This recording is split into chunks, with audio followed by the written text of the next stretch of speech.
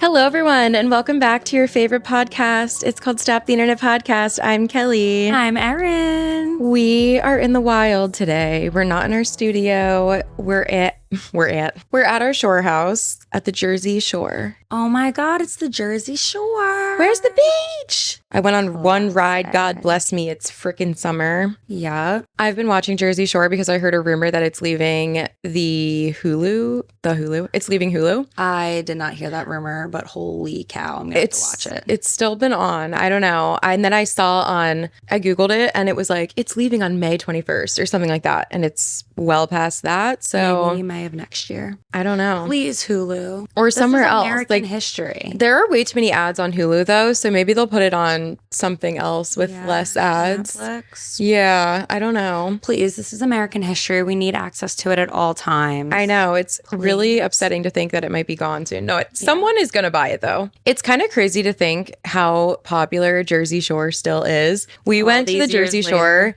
I wanted to make a separate YouTube video about this, but I'll touch on it here. We went to the Jersey Shore house. We did the tour. We did. And the amount of people that were there on the same day as us was crazy. Like, it's just kind of crazy to think, like, the show is 15 years old. Yeah. And it's still so popular. What other reality show would even compare to that? I mean, I guess the Kardashians. Housewives. But are people watching Housewives episodes from 15 years ago? That I don't know. It's definitely American history. I feel like I don't know anyone at this point who can say that they've truly don't know who any of the people are. Yeah, that's true. And I feel like for Housewives people, there are definitely most of them I've never heard of. Yeah. Whereas like almost everyone, whether you've watched the show or not, has heard of the people on Jersey Shore. Right. Although there's way less of them, I will say. Yeah. Like there's only like 7 or 8. And they didn't like come and go. Like I feel like Housewives are on for a couple seasons, a new one comes, someone leaves. So Jersey Shore like pretty much remained stable. Yeah. It is just so crazy how popular it is though. And I also always see Danny on TikTok live. And there's just always people in the store. Like it's just crazy. But anyway, it was really fun. We went and visited the house. We've always talked about doing it. And finally our friends were at our house and we were like, we should just go to the house and do the tour. So we went there and we did the tour and it was so fun. We did it. And now we're going to talk about, I forget what we're talking about. We're going to do drama.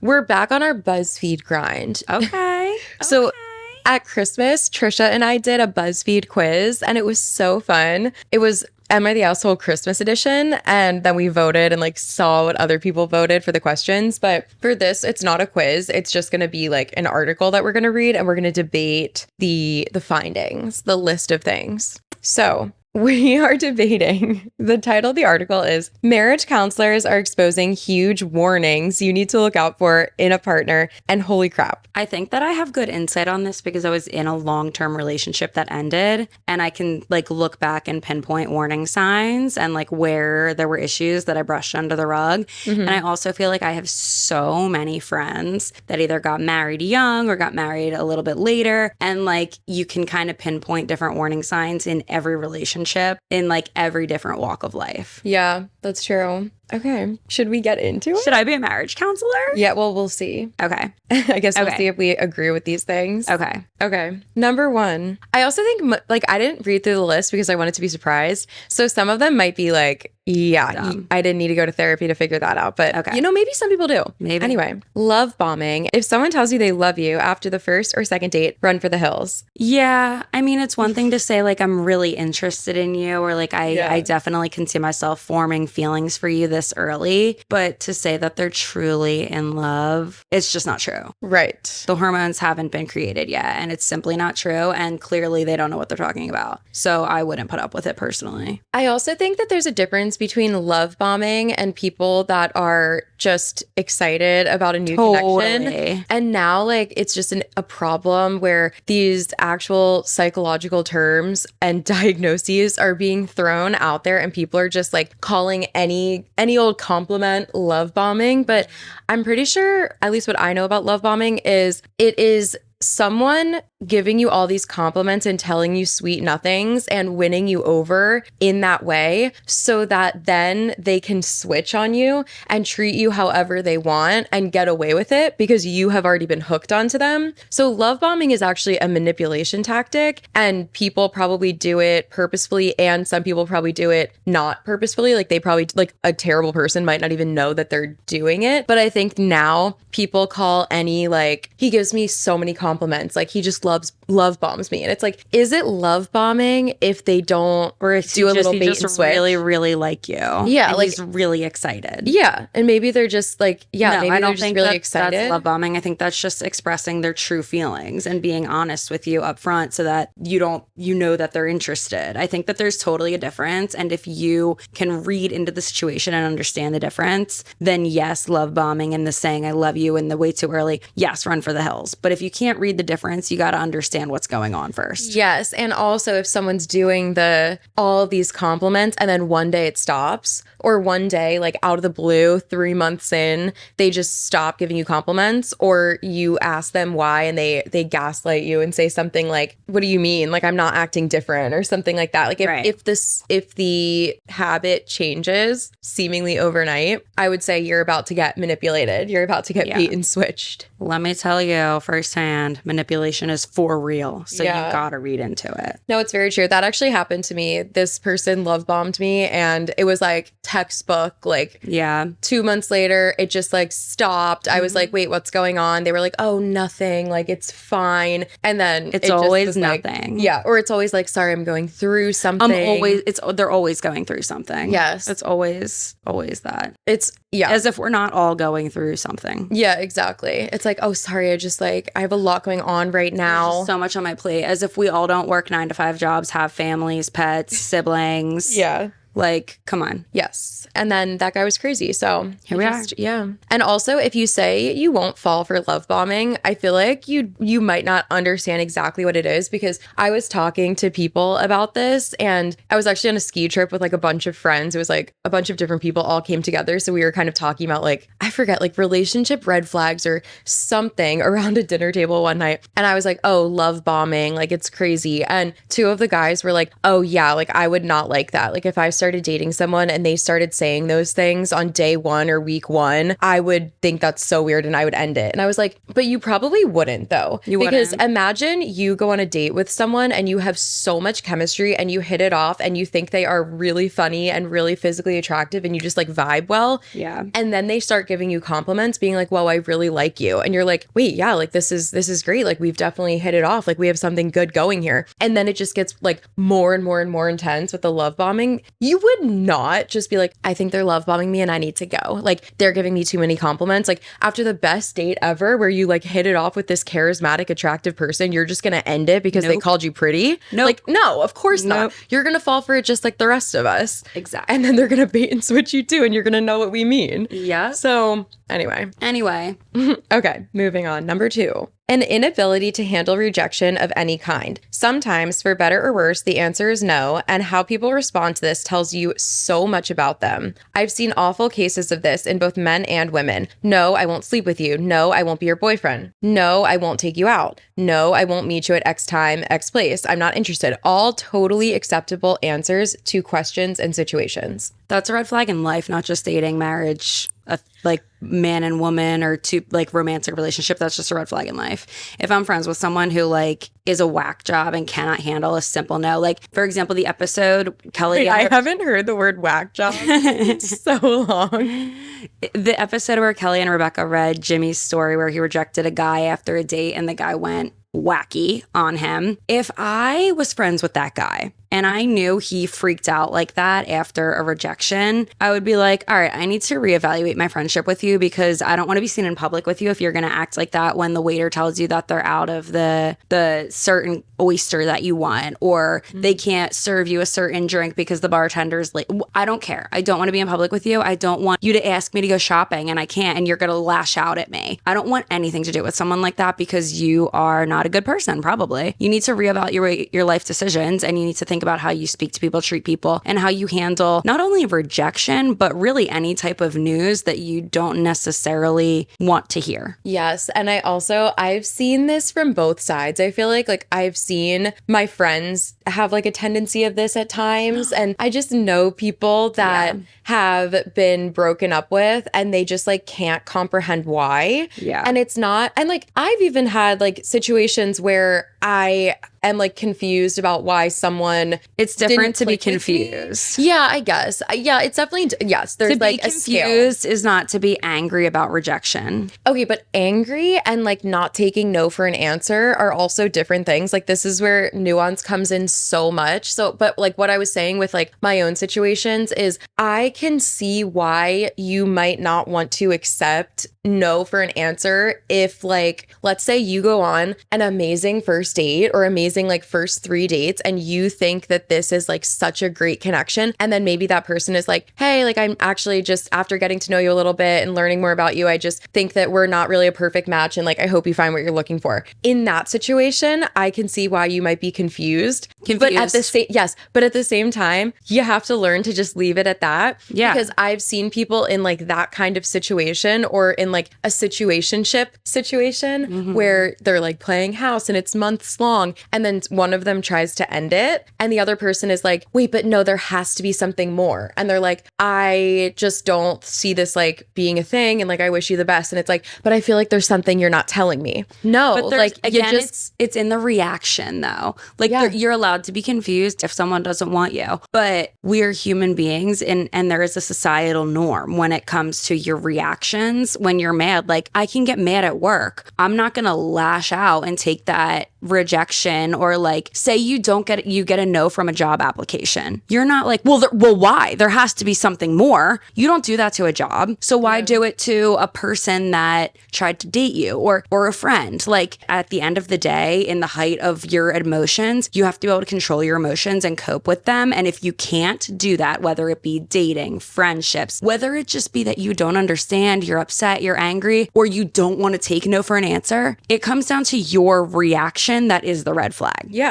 Yeah, I feel like that's what we're saying. No, but I don't think that's what you were saying. I think you're saying, oh, well, it's different. It's all nuanced. Well, no, it's not. It's your reaction. That's the problem. Yes, but I'm saying that I think that I can see where people would be coming from by being confused. And that's why I'm saying, like, when I look at my friends or like people that I know where I've seen this happen, I'm like, okay, like I get it. I get why it's upsetting to be rejected. But yeah, it is problematic when people don't take no for an answer and they keep demanding more from this person. And every time they try to draw a boundary and be like, okay, we're done. Like, I'm sorry, we're not going to be a perfect match. And like, I wish you all the best. Let's just like part ways. It's then when it's like, well, can we just do this? Or like, how do we go from like being in a relationship to just, you're just going to drop me like that? Like, there has to be a reason why. And it's like, that's the issue, I think, that I've seen people spiral with and not be able to understand why someone rejected them and then like not be able to let it go. And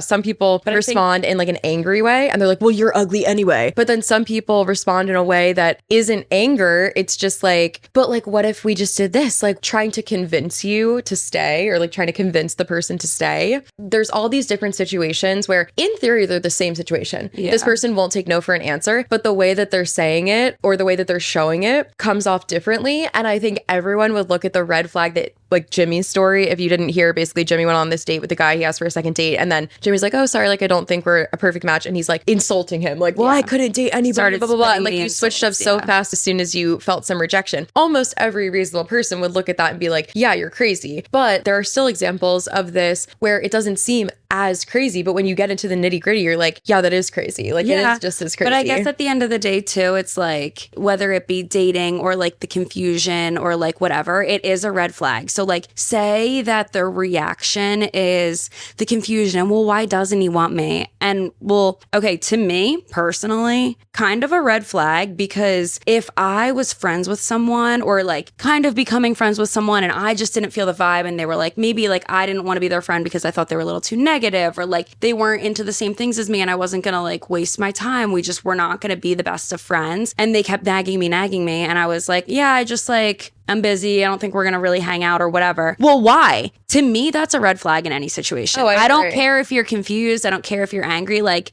don't panic and lash out or react. You just got to accept it and move on. I'm sorry. You got to accept it. Yeah, I do think that people struggle. I mean, obviously, people struggle with letting things go, and people get attached to like the emotion that they feel in like a certain situation and then let confusion get the best of them. But no, I agree. It happens all the time. And like, I think that seeking answers in certain situations like this isn't necessarily the problem. Like if you were dating someone for a long time and they broke up with you and you were like, different. Look, I just really would like to know why. And I don't that is not a problem. Or if you were friends with someone and you're like, hey, I just like don't see this friendship being a thing anymore. Let's just part ways. Asking the person why or like seeking a reason to a certain extent isn't a bad thing. No. But I think that it's what people can't accept is when there isn't this like hard and fast reason, like or they just don't like cheated or like they cheated or they are a bad person.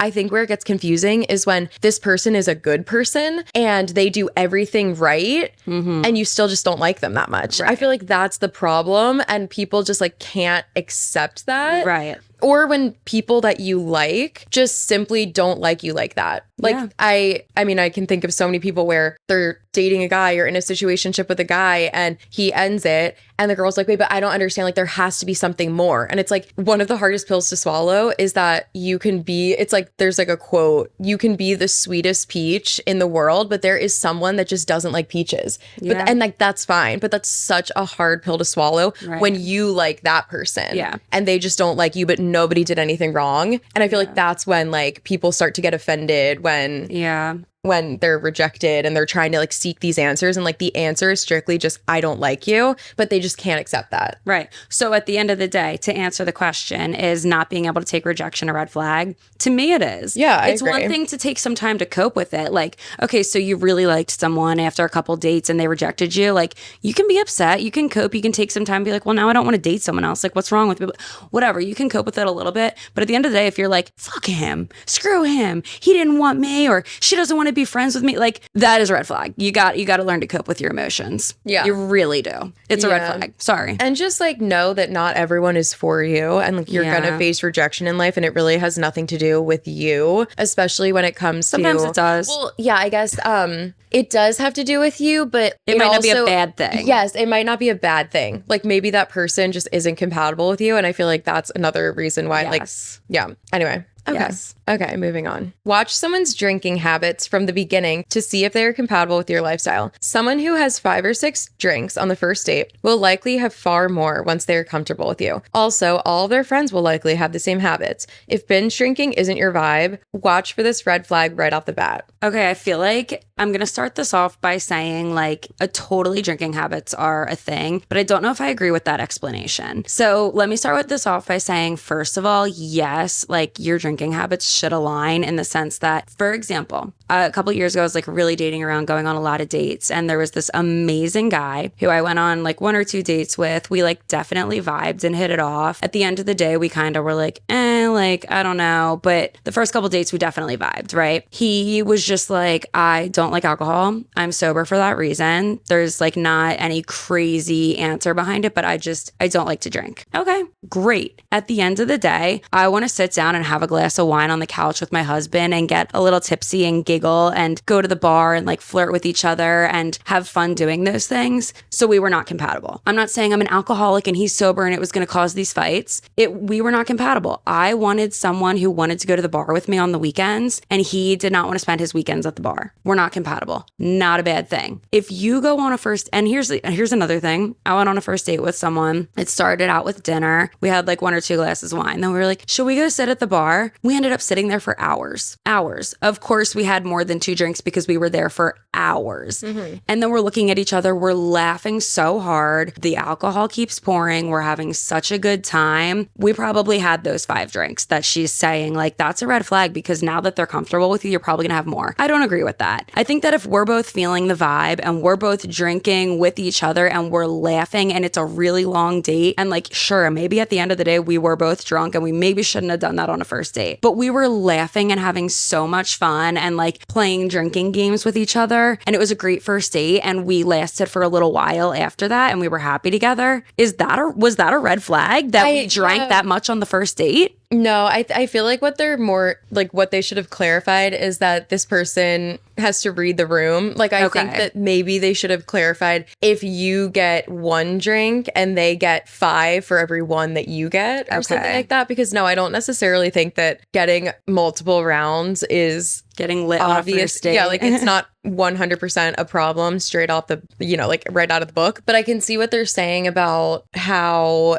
if they're over drinking and you're just trying to have a date. Yes. And the fact that I feel like I guess that I kind of agree with you that that's not like the best way to write it. But that's kind of how I'm taking it. I think that you're probably right. Like everyone probably took it the correct way, but as you were reading it to me, I was like, what's wrong with drinking on a first date? Yeah, like but you're right. Yeah. It's not about the amount that you drink on a first date. It's like the vibe. It's the vibe. Can you read the room? Yes. And is the person like getting hammered while you're just trying to have your cocktail and oysters and chat and get to know the person? Yeah. And are they like slamming whiskeys like on the rocks and they can't walk out of the bar and you're like, okay, I'm gonna call my car now, bye. Yeah, exactly. And sorry. So I was going to say, so that, yeah, sure, maybe is a red flag. Yeah. Maybe they call you the next day and they're like, I'm so sorry. I was so nervous. I just kept drinking because I was panicking. Maybe give them another shot or something, but see if it happens again, Yeah. I also think that another thing that is just a good lesson, and maybe this is what this person is getting at, is when you're in a relationship, everyone has hope. Everyone like hopes that this person will get better, or people always say like women fall in love with the potential of a man and a man falls in love with who the woman is today. Mm-hmm. And that's why a lot of women tend to be let down in relationships when this person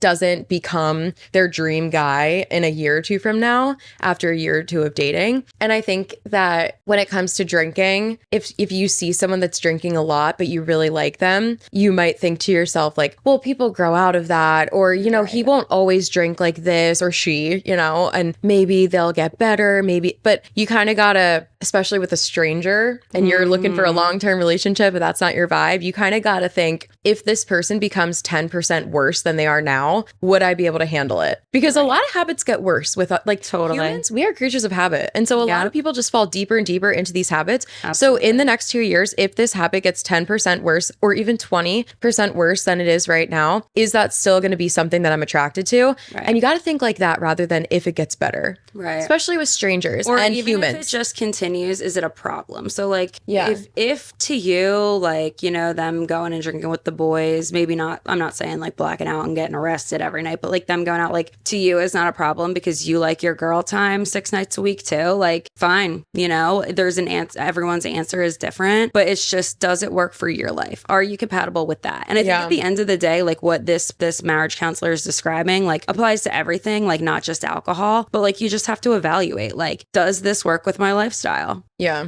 And just don't assume that people are going to like quit their habits because most people won't. Right. We can talk for an hour about this. Inability to regulate emotions. If your partner can't regulate their emotions, they don't have the tools to do so. Unfortunately, so many of us are raised without those skills. And if you're considering having a family, it can continue the cycle with children. Finding someone who can identify what their own thoughts and emotions are, and they can regulate emotions so that they can listen to another person and respond rather than react is key. I'm a therapist and I'm guilty of marrying someone, now my ex, that was unable to communicate when he was dysregulated, and it often ended in feeling scared, invalidated, intense anxiety, and eventually PTSD. There are a lot of skills that can be taught to help people feel their emotions effectively without harming others. Okay, let's not talk about this for too long because I feel like we kind of already nailed it with the earlier discussion. Yeah, we nailed it. It's obviously, yes, it's a red flag. We really did hit it earlier. We said you need to control your emotions with the rejection thing.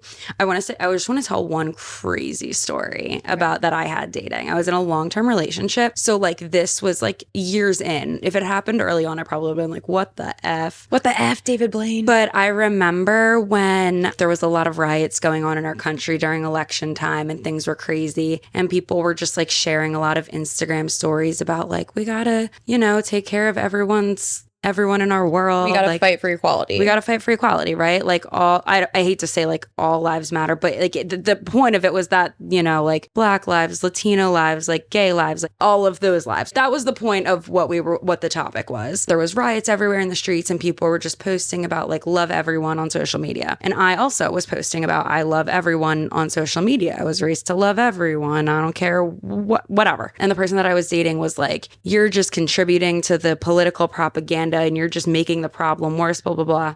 This man could not control his emotions. And he actually did not talk to me for 24 hours. And we were dating for years. This was not something that was like, oh, we were just like starting to get to know each other and we didn't talk for a day. It was not a big deal. This was like, we were around the clock together for years and he just did not talk to me. Went out with his friends that night, wasn't answering my phone calls, texts. The next day wasn't. About 24 hours later was like, I just needed a break from you. So sorry that I believe in equality. And I think that everyone should have the basic human rights that straight white men have. So sorry. You know what? And he was a straight white man. So that's probably why he wasn't as worried about it. But it's just crazy that he was like, I don't know how to control my emotions because I don't agree with what my girlfriend is posting on social media. So I'm just not and at the time, like we believed we were each other's life partners. We were together for years, right? And he was like, so I think I'm just going to not talk to my life partner for 24 hours while I decide how I feel about this. That is not knowing how to regulate your emotions. That is crazy. I know. Ew. Ugh, I know. Like that. I just want to share that crazy story. It's also crazy too because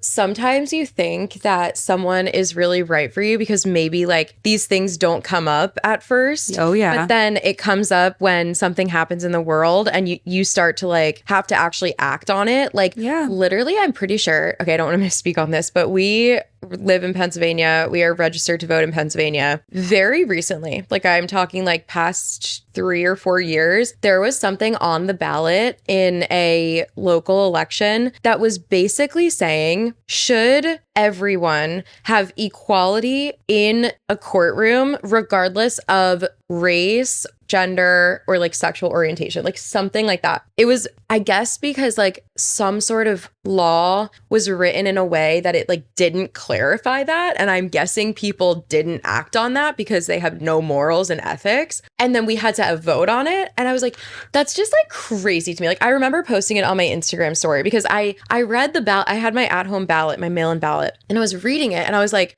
wait, what does this question even mean? Like, what does this thing I'm voting for even mean? And I looked it up and it call your parents, Mom, can you explain this? No, I like actually like, how are we voting for this in like 2021, 2022? Yeah, like, this is absurd. And I looked it up and I looked up what this like law was. And it basically, in layman's terms, was, should everyone be equal to a judge? Like, regardless of if you're white, Black, Latino, gay, straight. Like, I was like, come again. And I remember posting this on my Instagram story because I was like, if you are registered to vote in Pennsylvania, you need to vote today because this is absurd that we're like that's still crazy. deciding. I don't even remember that. Yeah, I don't remember when it was, honestly. But it is true that things come up like later in life. Like, for example, I had already been with that person for years. Started out when I was really young, finishing up college, years in, like all of these like social concerns were put on the table. And those weren't things that we had to talk about. Like, by no means did I wake up one morning and look at him and say, women don't get paid equally to men. Mm-hmm. And we need to talk about this right now. And how do you feel about it? Because it was topics that, like, although they're important, you don't just like wake up and think about it until it's put in front of you, right? And I'm using this as the example because that was literally one of the topics. Like, did you know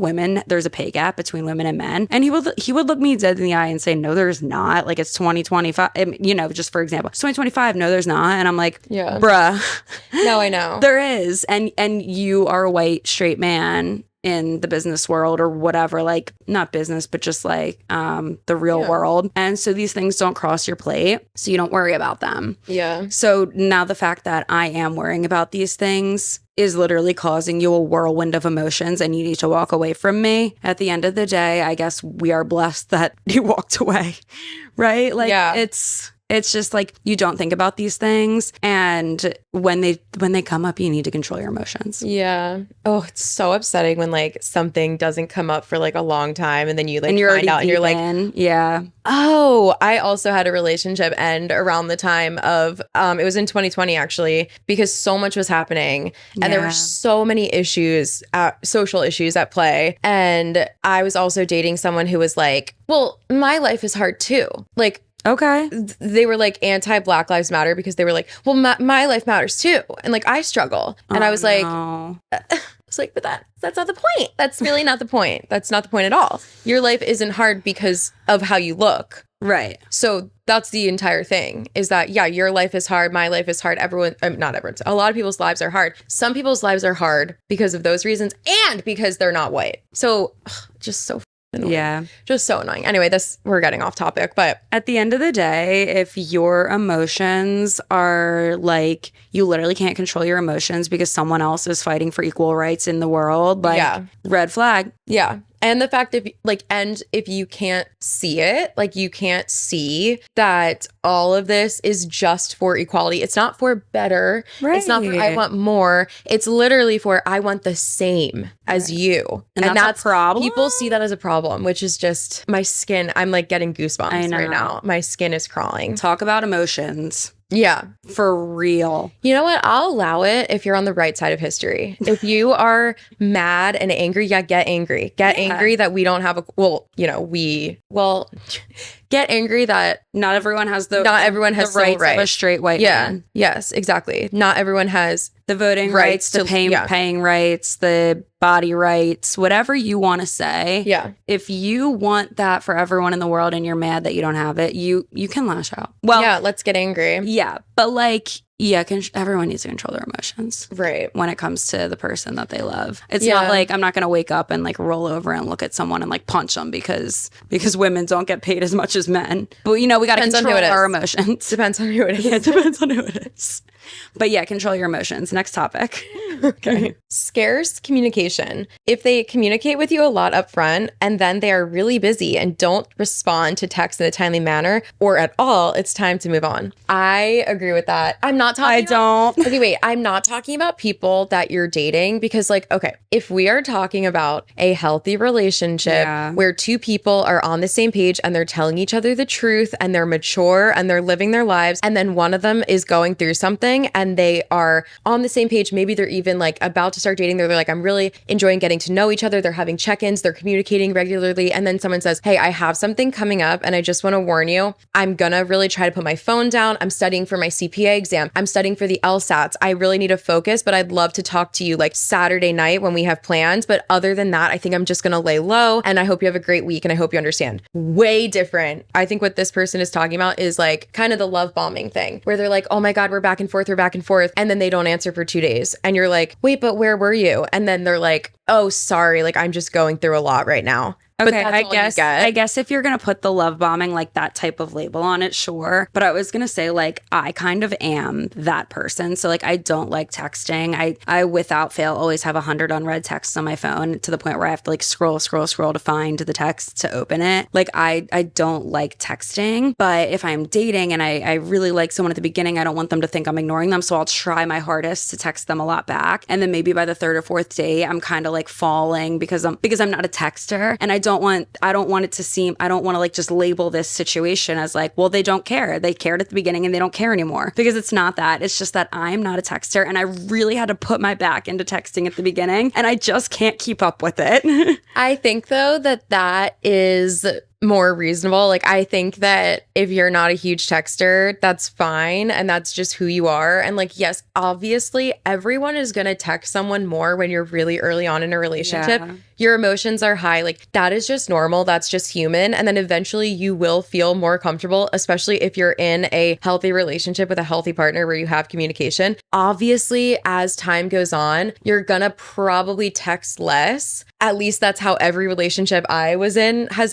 healthy healthy relationship I've ever experienced has been like that. But I think the issue is this happens all the time with manipulators and people that want you to be in a situationship and want to like bait and switch you. And I think that's when you need to be weary of it and be okay, what has happened here? Also, because I remember I sent a specific text to a guy. This happened. We weren't dating. We were just like talking. Texted me every day, all the time. Oh, I'll text you tomorrow. Talk to you tomorrow. I'm like, okay, like you don't need to text me tomorrow, but like, okay. Sure. And one day it just like stopped and he was like going like so long in between texting me. And I was like, okay, this guy's like fading out. Like this guy is clearly just like, we learned more about each other. He doesn't like me. Fade. Yeah, he doesn't like me anymore. Slow fade. I was like, you know what? I'm not dealing with this. So I texted him and I said, hey, I have a question for you. He's like, immediately text back. What's up? Immediately. And I was like, I feel like you're not super into this anymore, which is completely fine. So if you want, I can totally stop texting you less. Just let me know. I gave you the easiest out. Easiest out in the world. All you had to say was, you're right. Yep.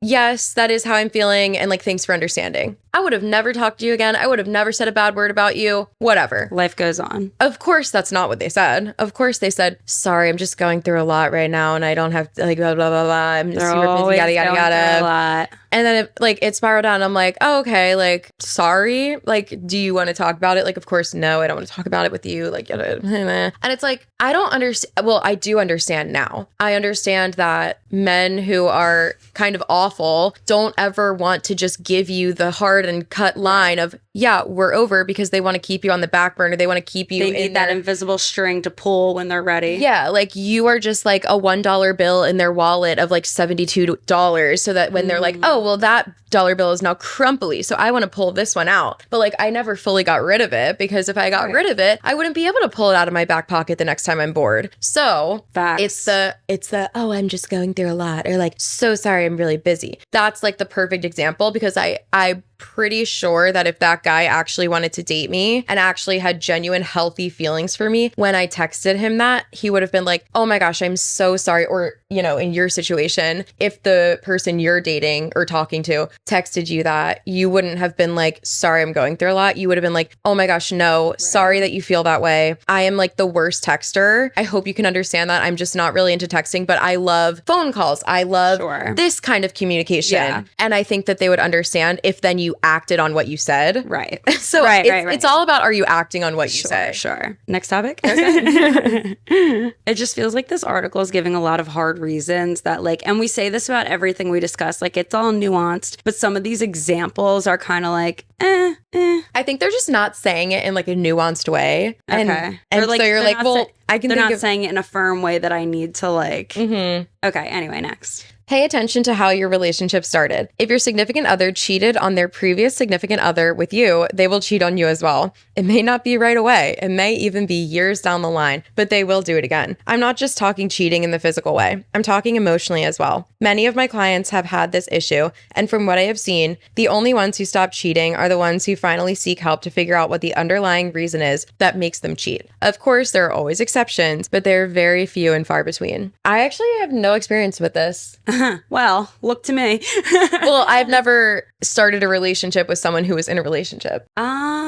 No, I haven't either. I have been cheated on many a time, and I have seen the girls that they've gone to after and just thought like, you know, Godspeed to them because it's going to happen again. I had this one guy in college that was like, we never dated. We were just like off and on, always like talking or hanging out or whatever, but like we never went on a date. And then it started freshman year of college to like now, not like now, but you know what I mean? Like through college, like into adulthood, we still stay in touch every now and then because we really were friends at the end of the day. Like we would reach out for like this, that, and the other. And you know how people will always ask you if you're a dermatology nurse to look at their rash no matter how long they've gone without talking to you. But you know what I mean? And there was a point in time in one of those years that I don't even remember when it was that he asked me to hang out, and we were like hanging out, whatever. And I had found out that he had a girlfriend, and I was like, what are we doing here? I'm not doing this. And then like I remember saying like, why are you dating someone if you want to be like playing the field or whatever? And he was like, well, because I love her. I just don't want to settle down now. And we were whatever. We had this crazy conversation, and at the end of the conversation, he was like, I mean, you would never date me, right? And I'm like,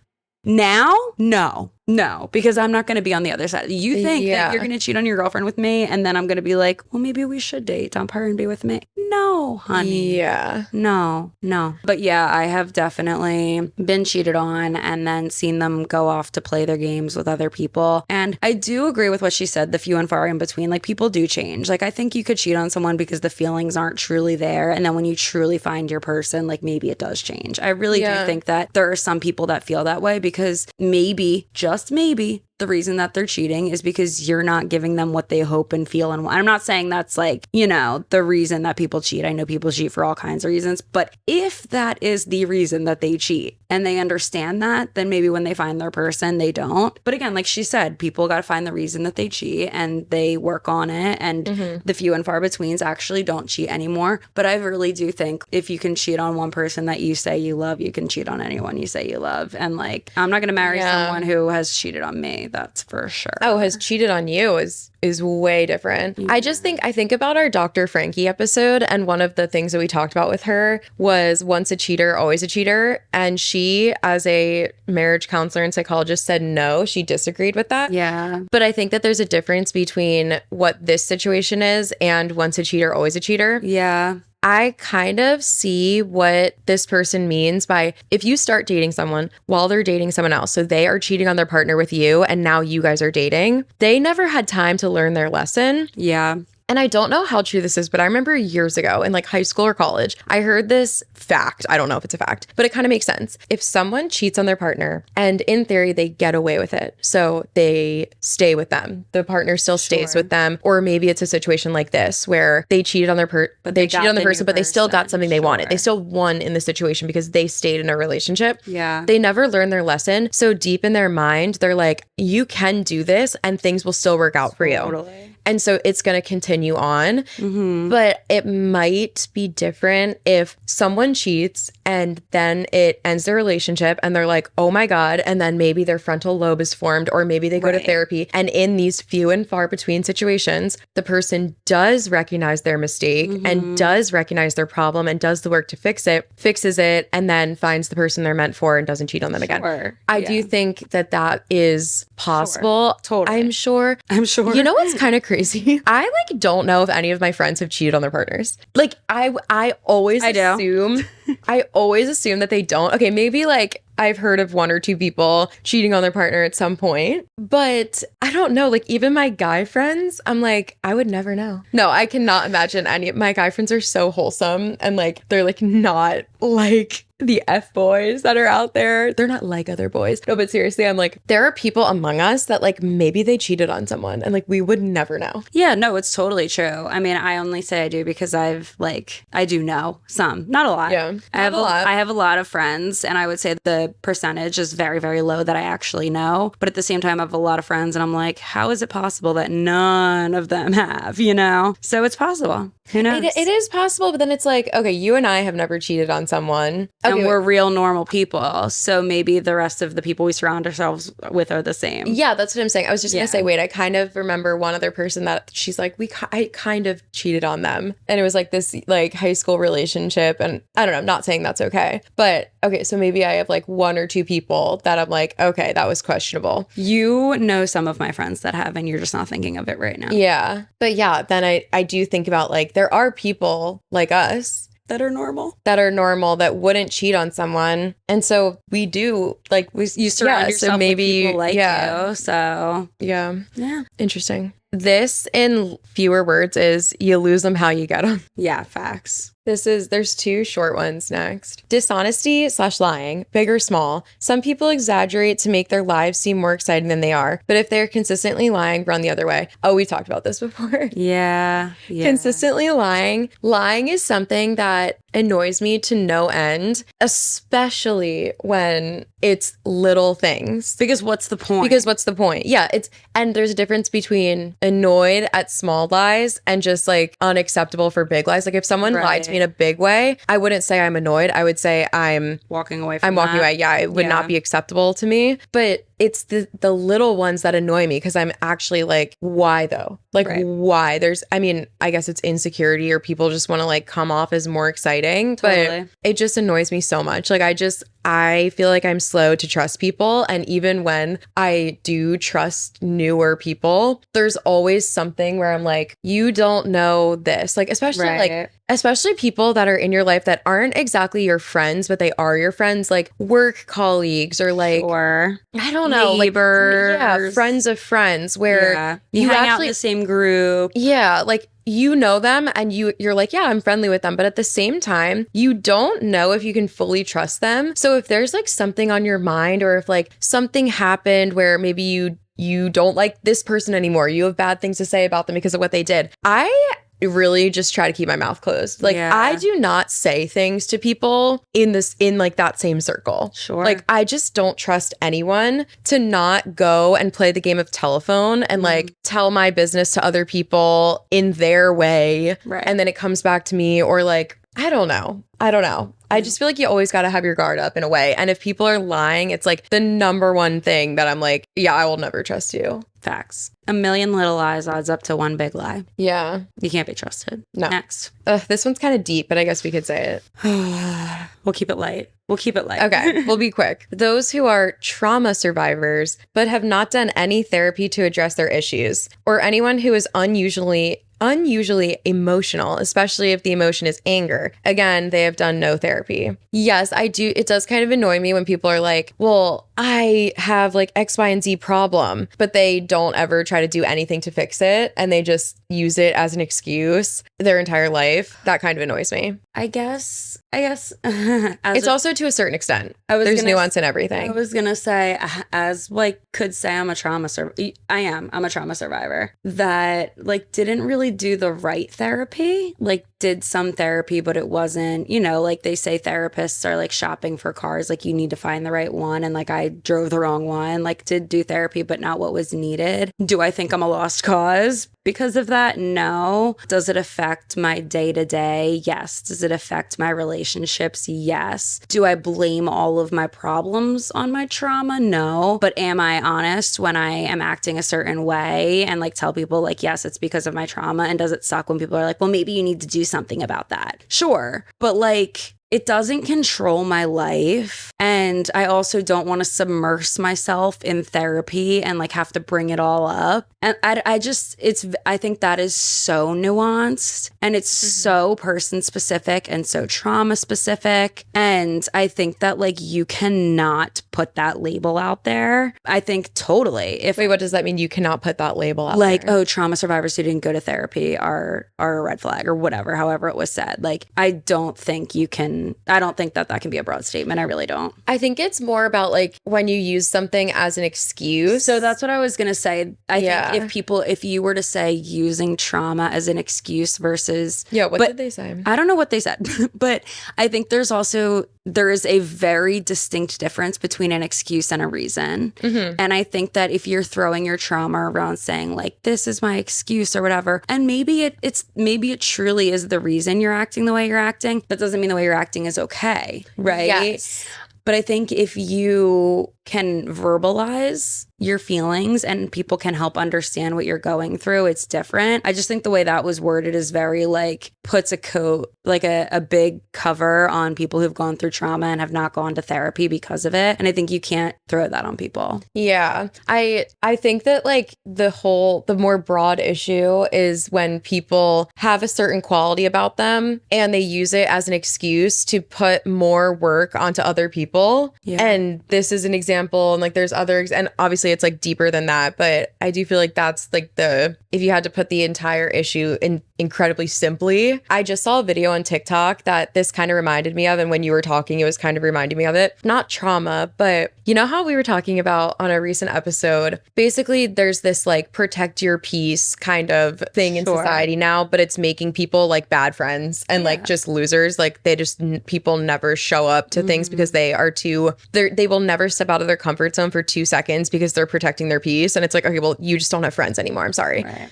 But anyway, so this girl made a video and she was basically saying that like my hot take is that people that are shy or like introverts leave all of the, I don't want to use the word burden because it's not a burden, but like the burden or workload of creating a community on extroverts and people that are not shy. And it's annoying. And I was like, wait, that is like so much deeper than it seems. I feel like we could do another episode. Think that's deep. I think that it's as deep as it seems. Like, I think that what you just said sounds very deep, but I also think this is going to spiral into another conversation. Yeah. And this probably should be a part 2 episode. I really think we should do that. Okay. But like, it's the same concept of, okay, if we want to be deep for a second, let's use me as the example. I did grow up very shy. I was not an extrovert. I feel like you were always an extrovert. No, I don't think I was.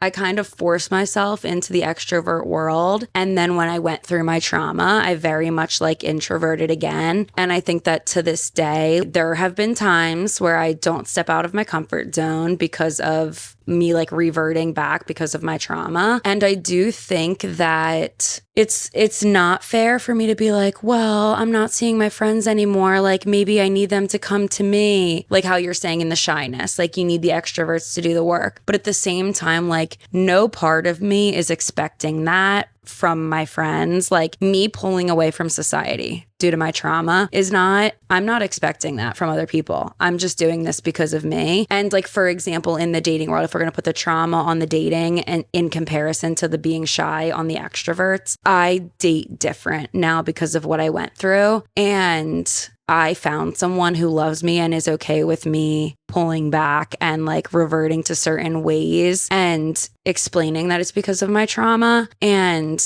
it's not fair for me to put that on someone, but I found someone who is more than happy to take that on and love me for me. And I'm very lucky that I have that, but I would not put that on someone else. And I think it's hard to say that like a shy person expects the extroverts to do all the work, but like if someone loves you, it's not a burden. Yeah, I guess this is where nuance comes in, and we could go into it in another conversation because this episode is getting long. But yeah, I think like what this person was saying is everything you said is like, yes, spot on. Part 2 of this episode. And then yeah, this girl is kind of just getting at the fact that like, let's say there's like a community event, like let's do a craft in a park, and then somebody goes and they don't talk to anyone and they're just like sulking in the corner, and then they leave and they're like, ugh, that was not fun, like nobody talked to me, and like yada yada yada. And it's like, okay, well then you are expecting a more extroverted person to come over to you, and then someone could just as easily be like, I'm just not good at conversation. Like I'm not good at conversating with people. And then it's like, okay, so then I have to carry the conversation with you, and every time you stop talking and you refuse to answer or like ask me a question, it's like, it's just because I'm shy, it's just because I'm bad at conversating and talking to people. And it's like, that's totally fine if you are okay with living that way. But if you can recognize that you're bad at conversating and you want to conversate, figure it out. Like go and watch videos, like read articles, practice, get out of your comfort zone to practice. Like it's kind of like if you were playing tennis with someone and the person was missing every ball and just not trying at all and like flailing their arms, even though they agreed to play tennis with you because they want to play tennis with you. And they're like, I'm just not good at tennis. And it's like, well, then what are we doing here? Then don't play tennis. And then don't complain that you're not good at playing tennis if you don't go to practice. Right. Or if you don't want to like try. You know, it's like things like that. But you're using this as an excuse for like, I'm just not good at it. Okay, if you want to be good at it, you got to put in the work. And it takes work, and it takes going outside of your comfort zone to go to practice, to take a lesson, to do, you know what I mean? Like, so yeah, but we can everything's dig deeper. Nuanced though, because you might find the person that like gets that you suck at tennis, but is still going to come hit the ball because they love you. You know, like maybe you'll get that person. Yes. Maybe you'll get the person that wants to talk your ear off when you're shy. Like it's all nuanced. Yes. But then you just don't complain when not everyone doesn't want to play tennis with you. But the problem is they do. Okay. Yeah, I think that's what she was that's kind of getting at. Part 2. Yeah. Okay, we're getting, yes. Okay.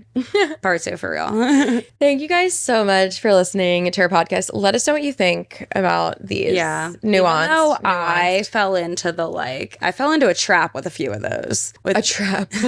With like the drinking, then the texting, then the trauma. You're like, none of these people sound that bad. Wait, so it went the cheating, the drinking, the trauma, the texting. Was this a targeted attack in this episode? Is this play about us. Is this literally an intervention, this episode? Love bombing. You You're know, like, I do that too. I've been I bait and switch them just like the rest of them. I love Bob my dog. No, I gave a really opposite take on a lot of those. Yeah. But I feel like Here I you're am. just like seeing the best in it. You're like, but wait, if like it was like actually, honestly, what you were kind of doing in this episode is what Rebecca and I were doing in, I forget if it was the last episode or 2 weeks ago, but it was 2 weeks ago. We were talking about red flags in dating, and all of our like Yes. conversation about it, we were like, wait a second, we're just talking about people that are nice and normal. Like, we Yeah. haven't even scratched the surface of people that are just rude or like bad people. Yeah. And it just, and I think what you were doing is hearing these things and you're like, but if a good person did that, it would I'm mean the good this. person. Yeah. that's And then gone you're through like, all these wait, things. yeah, we're like, yeah, exactly. I'm literally the good person that's been on the other end of all these things. And I'm like, wait a second. wait. But I made a mistake in my life. This isn't Am I fair. horrible? This isn't fair. Yeah. Anyway, thanks for coming to my TED Talk. Right. After Kelee attacked me with all those labels. Thank you so much for listening to our episode. Come back for our next part, please. We're begging you. Share this episode with your friends and your enemies and your lovers. We love you. We appreciate you. And we'll see you in the next one. Bye.